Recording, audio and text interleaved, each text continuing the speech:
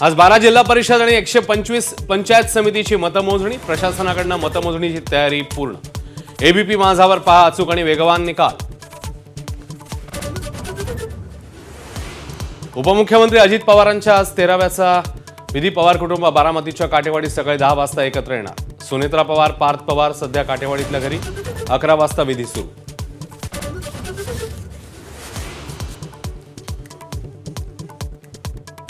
उपमुख्यमंत्री एकनाथ शिंदेंचा आज 62वा वाढदिवस। अजित पवारांच्या निधनामुळे वाढदिवस साजरा न करण्याचा शिंदेंचा निर्णय।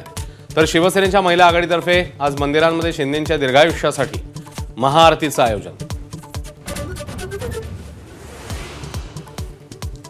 महाविकास आघाडी संपुष्टात येण्याच्या तयारीत। ठाकरे बंधू एकत्र आल्यावर आणि दोन्ही राष्ट्रवादी विलिनीकरणाच्या चर्चांमुळे काँग्रेसचे स्वबळाचे संकेत। प्रदेशाध्यक्षांचे केडरला आदेश।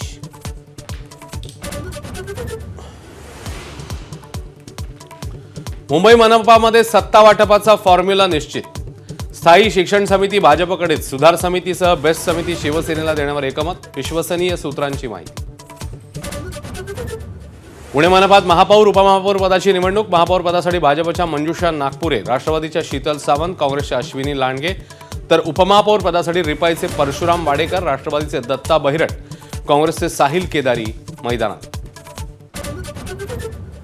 जालना महापालिकेत पहिला महापौर निवडण्यासाठी आज विशेष सभा। महापौर पदासाठी वंदना मगरे, उपमहापौर पदासाठी राजेश राऊत यांचा अर्ज। विशेष सभेनंतर घोषणा। शाळांमध्ये त्रिभाषा सूत्रासाठी स्थापना झालेल्या नरेंद्र जाधव समितीची आज मुख्यमंत्र्यांसोबत बैठक। समितीचा अहवाल, सूचनांवर चर्चा। शालेय शिक्षण मंत्री इतर अधिकारीही उपस्थित राहणार।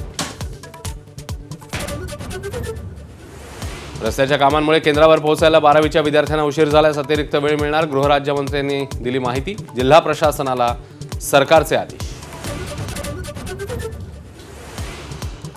मुंबई लोकल सेवेचा काया पालट होणार। लवकरच वंदे मेट्रो एसी ट्रेन येणार।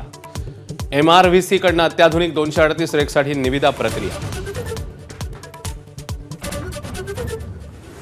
सिंधुदुर्गातल्या अंगणेवाडीतील भराडी देवीच्या यात्रेला सुरुवात। राज्यभरातल्या भाविकांसह राजकीय नेतेही यात्रेला उपस्थित राहणार।